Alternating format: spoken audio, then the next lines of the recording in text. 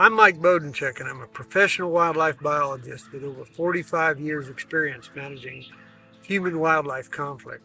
I've got extensive experience with feral hogs or wild pig management. Today I'm talking about wild pig net traps. The topic of trapping is important to managing feral hog damage. I think at this point it's really important to mention I'm trying to get information out about the differences in net traps, why you might select a net trap over a hard panel trap or some other type of trap, and the advantages and the disadvantages that you might see. Wild pig management is critical. Wild pigs do over $500 million worth of damage on an annual basis, and increasingly people are managing their pig damage rather than treating them as game animals. But my perspective may be different than yours. Why would you consider net traps? Well, net traps have a number of attractive options that are available. All net traps are not created the same, but they're all lighter than hard panel traps, hard corral traps. They're all easily set up by one person. They can be moved into areas that don't have cellular coverage. So that's a big advantage in a lot of the rural parts of the states that I work in. And net traps can be set up very easily. If you know how to drive a T-post, you know how to set up a net trap. They're easy to construct, they're easy to deploy, they're easy to bait, and universally they're less expensive than hard panel traps with cellular gates and cellular cameras. It may not be the primary concern for landowners, but it's also important to note that net traps are more humane than hard panel traps. When a pig challenges the sides of a hard panel trap, they're going to hit that wire very, very hard. They're very powerful animals. You'll see skinned up noses, you'll see broken noses, broken teeth, not uncommonly. And in humane testing, net traps have been determined to be much more humane than hard panel traps. All net traps are designed with net sides and an inside apron that's attached to the bottom of the trap.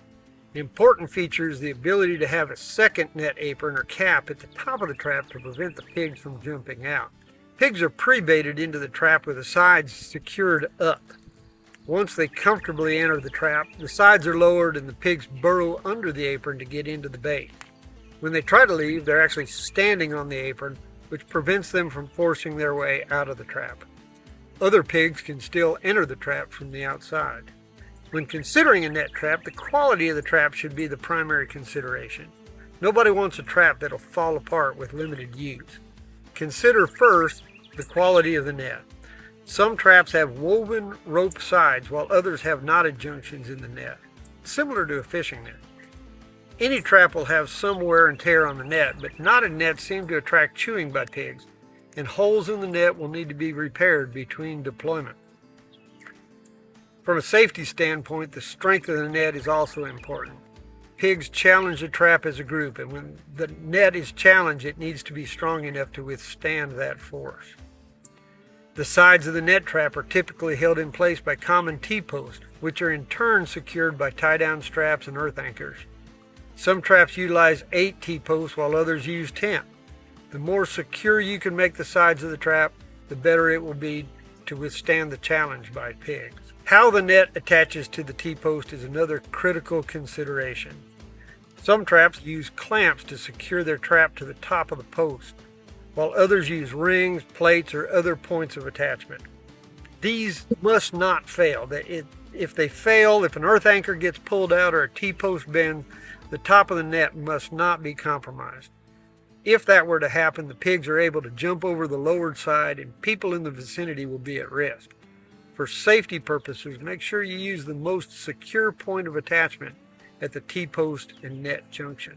The bottom of the apron needs to be secure, and there are different ways to do this. One system uses long stakes to secure the bottom of the apron to the ground at the inside of the trap. Other trap designs rely on a cable system to secure one side of the apron to the opposite side.